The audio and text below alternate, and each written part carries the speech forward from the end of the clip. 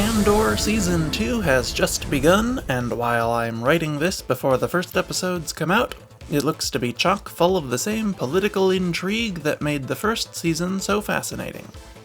And while we wait for Mon Mothma's climactic speech denouncing the Emperor, let's take a look at some ships for politicians. We see quite a few throughout the prequels, Clone Wars, and Rebels, so here are a few of my favorites, as well as some other recommendations. I'm Joey from Radio Free Coruscant, and these are the best ships for politicians in Star Wars.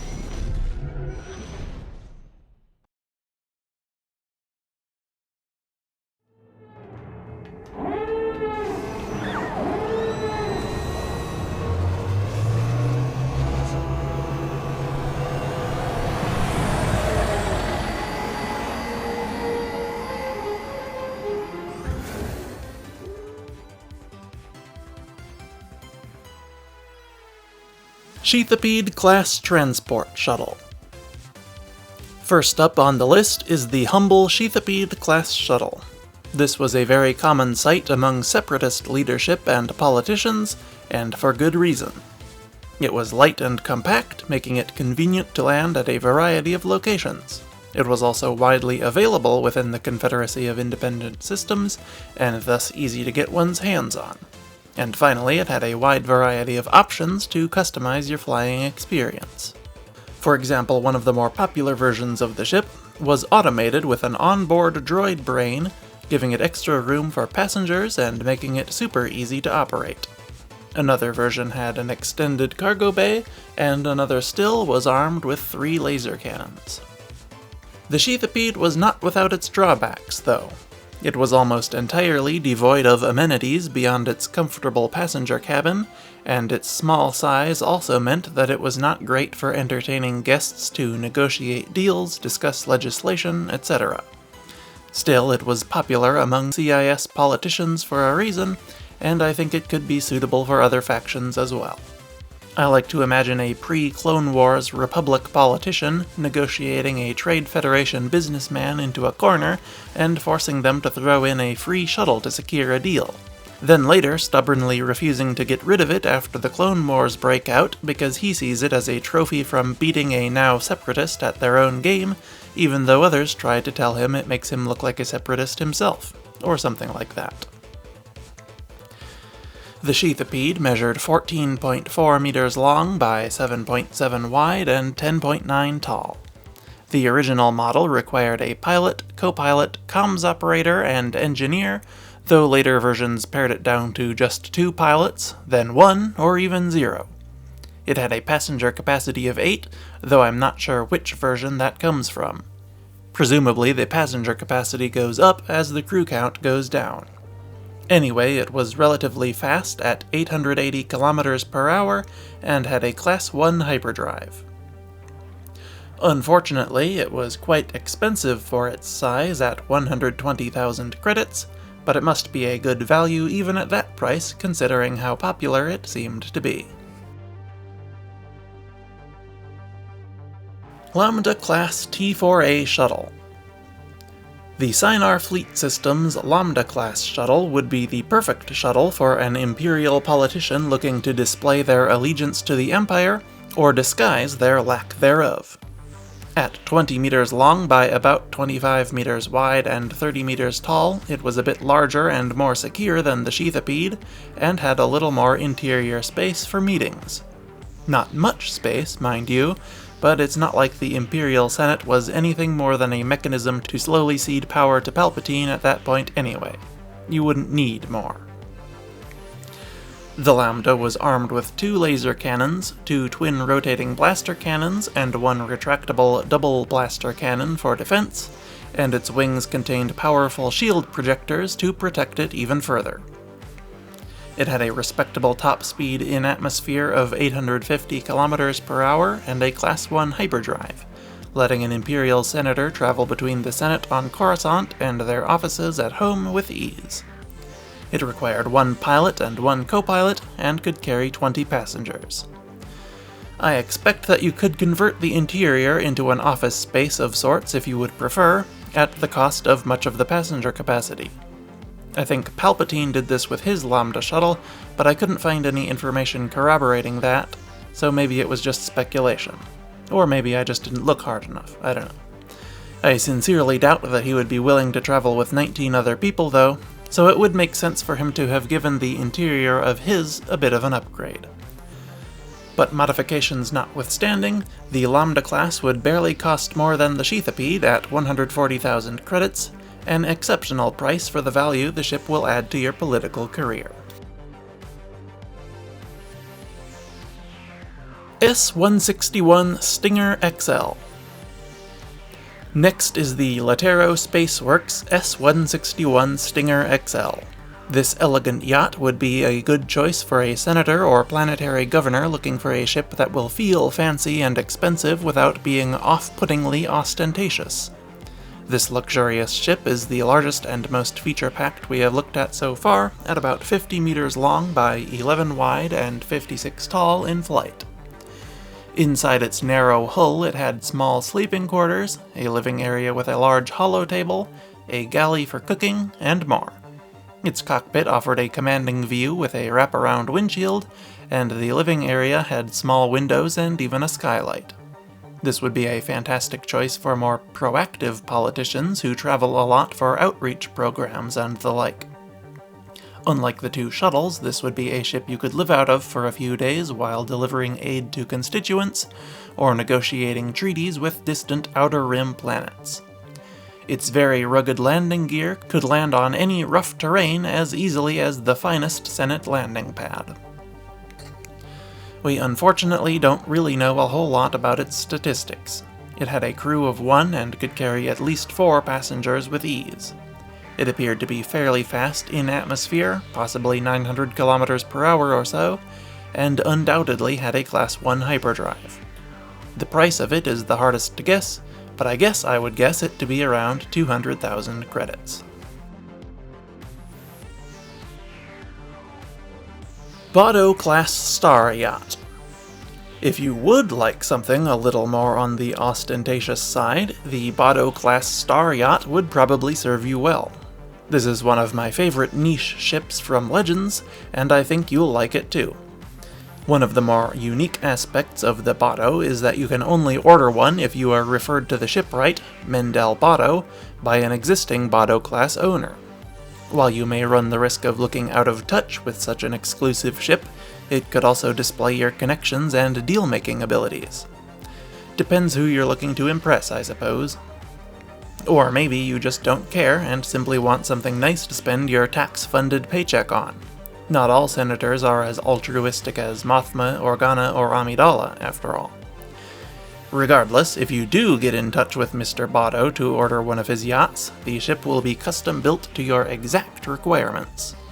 I like to imagine a senator ordering one with fuel-efficient and super-quiet engines, so as not to spend too many tax dollars operating it, and not to disturb anyone as they come and go. And, of course, to justify its 400,000 credit price tag in a way that makes them look good to their constituents.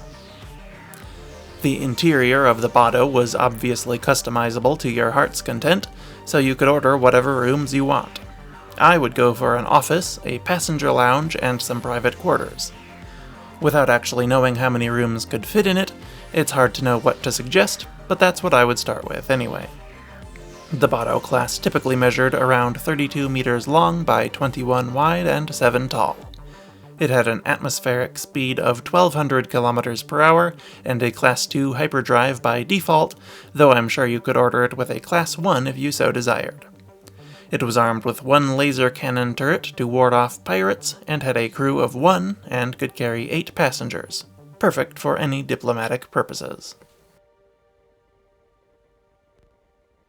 Republic Mint Transport. An honorable mention of sorts is the Republic Mint Transport. Regrettably, we don't know enough about it to make it a full entry, but if it were available for sale to the general public, it would be fantastic for politicians in the High Republic or Old Republic era that it came from. Select Republic emissaries had access to these ships for visiting the 7 hidden mints, but it's hard to say if they were off-the-shelf transports fitted with special transponders or purpose-built credit haulers exclusive to the mints. The ships had fairly nice quarters for the emissary, lots of cargo space, and likely an office in the nose of the ship where this tiny window I noticed is, so it would be pretty good for politicians, diplomats, businessmen, and more, as long as it wasn't unique to the Mint system. It measured 55 meters long, 40 meters wide, and 13.5 meters tall, required at least 4 crew, and could carry several passengers. It was armed with 2 twin laser turrets and possibly 2 twin fixed lasers, unless those are antennas or something. Most importantly, though, it was quite stylish and would work very well for your diplomatic needs. While we're on the topic of honorable mentions, the Iota-class TS-485 light shuttle would be a good one for frugal senators looking for a bare-bones ship to get them around in the Imperial era. Like the Mint transport, we don't know if it could actually be purchased, but I assume it could be acquired as easily as the Lambda would be, as it was another Sinar Cygnus shuttle. Granted, I guess we don't know if that could be purchased outright either, but it seems like it should be able to be, and so does this. The Iota was just 8.4 meters long, 9.5 meters wide, and 4.5 meters tall, making it the smallest non-starfighter, hyperdrive-equipped spacecraft I'm aware of in Star Wars. It required 1 pilot and could probably carry 1 to 5 passengers. It was essentially equivalent to a Star Trek shuttlecraft, and would be perfect for more humble politicians who just want a ride and don't care about entertaining guests or carrying an entire office around with them everywhere. CSS-1 Corellian Star Shuttle. Towards the other end of the spectrum for senatorial spaceships is the Corellian Engineering Corporation CSS-1. This 80-meter long by 32-meter wide and 17-meter tall ship was used fairly commonly by the Galactic Senate, and a derivative of it was even used later on by the New Republic. Most famously, Chancellor Palpatine took one to visit Naboo after the Trade Federation invasion. While he didn't own this ship, and it was borrowed from the Senate diplomatic fleet as far as we know, these ships could have almost certainly been purchased from Corellian Engineering Corporation for any diplomat looking to carry a 200-person entourage with them wherever they go. That may seem like a lot, but several senators, including Bail Organa, used the much larger CR-90 Corvette. The CSS-1 would be a great middle ground between that and a smaller shuttle or yacht, with plenty of room for meetings, diplomatic offices, humanitarian aid shipments, and more. The CSS-1 had a top speed of 800 km per hour and a Class 1.5 hyperdrive. It required a crew of 8 and carried 200 passengers and 900 tons of cargo. It was unarmed but heavily shielded to protect the ambassadors and staff it carried. We don't know what it cost, but at about half the size of the CR-90 Corvette and with less expensive equipment like weapons and engines, it was probably a bit under half the price, maybe 500,000 credits. CR-90. And finally, one of the best ships for politicians is the Corellian Engineering Corporation CR-90 Corvette. This model was used by several senators throughout the Clone Wars, most notably Bail Organa, who had several at his disposal for diplomatic missions, as well as a smaller CR-70. Bail was able to get this many of them due to being the husband of the Queen of Alderaan, but any relatively wealthy senator or planetary governor should be able to afford a single CR-90 without too much hardship. This wouldn't just be used for personal transport, of course. Organa used his for various relief efforts throughout the Clone Wars and into the Imperial era. A CR-90 could carry hundreds of tons of supplies to deliver to struggling worlds, even up to 3,000 if configured for freight transportation. Inside the CR-90 were numerous offices and meeting rooms, meaning you could use it as a mobile office building instead of having one for all your staff on one planet. This ship is suitable only for the most ambitious senators and ambassadors. Those that would rather lounge around the Senate building just collecting paychecks will neither need such a capable ship nor want such an expensive one. The CR-90 measured 150 meters long by 48.6 meters wide and 32.6 tall. It was quite fast at 950 kilometers per hour and had a respectable Class II hyperdrive. Most CR-90s were moderately well armed for defense against pirates or other attackers, but lighter or heavier weapons packages were available to meet whatever your defensive needs may be. It had a crew of 46 to 165, depending on the configuration, plus 39 diplomats, and could carry up to 600 passengers, again depending on the configuration. As a senator, you probably wouldn't want the passenger liner setup, so expect a capacity in the 2 to 300 passenger range for the diplomatic configuration.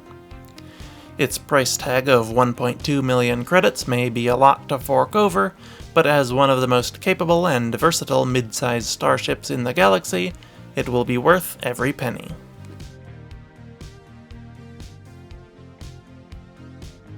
And those are the 8 best ships for politicians in Star Wars. I hope I don't regret including so many.